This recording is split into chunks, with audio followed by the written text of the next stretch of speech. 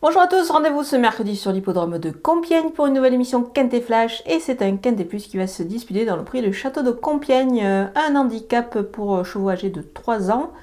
Ils vont évoluer sur la distance de 2000 mètres, ils sont 16 au départ de cette course, un lot assez intéressant avec pour moi des poulains et des pouliches plutôt de qualité. Voilà, il va falloir faire un petit peu les bons choix et le tri parmi tout ça, mais moi je pense qu'on peut s'appuyer déjà sur de bonnes bases, on voit tout ça avec mon analyse.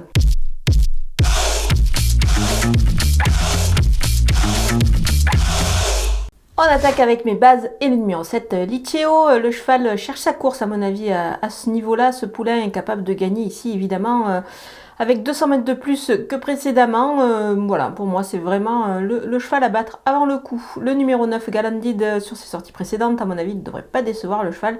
C'est une première chance ici, même si sur la distance est un petit peu plus longue cette fois. Le numéro 12, I'm a Believer, c'est la ligne avec Casca qui va retrouver ici au départ de cette épreuve.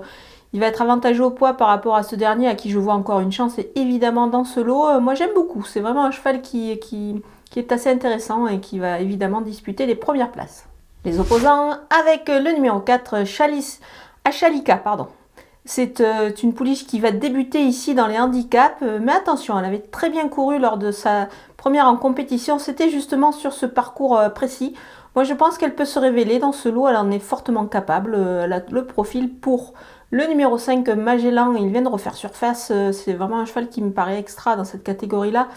Il sera encore à l'arrivée à mon avis. Le numéro 1, Aska, justement, on en a parlé précédemment. Le cheval a gagné, ce poulain a gagné son quintet puissant 36,5 de valeur. Moi, je pense qu'il demeure compétitif en 40.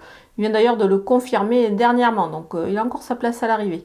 Le numéro 10, Philamite, ça va beaucoup mieux à mon avis sur 2000 mètres. Je pense que sur plus court précédemment, c'était une première dans les handicaps.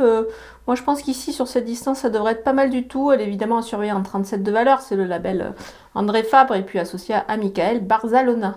Mon coup de poker, c'est le numéro 16. Chareggio, c'est la ligne avec Licheo et Coco Duo à qui je vois une chance un peu plus secondaire.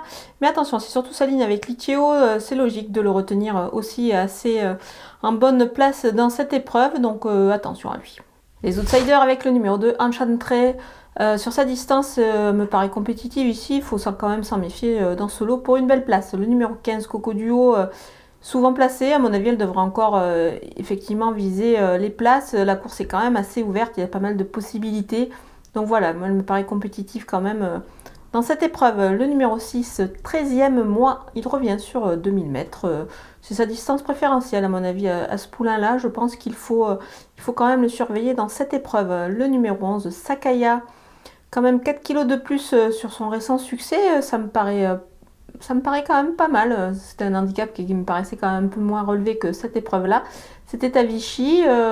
Voilà, voir si elle peut surmonter ça. Bon, c'est sûr qu'elle gagnait très facilement ce jour-là, mais c'est pour cette raison que quand même je m'en méfie malgré son poids revu à la hausse. Le numéro 13, Nicolage, relevé au poids, il est plus envisagé lui également pour une place, plutôt en fin de combinaison.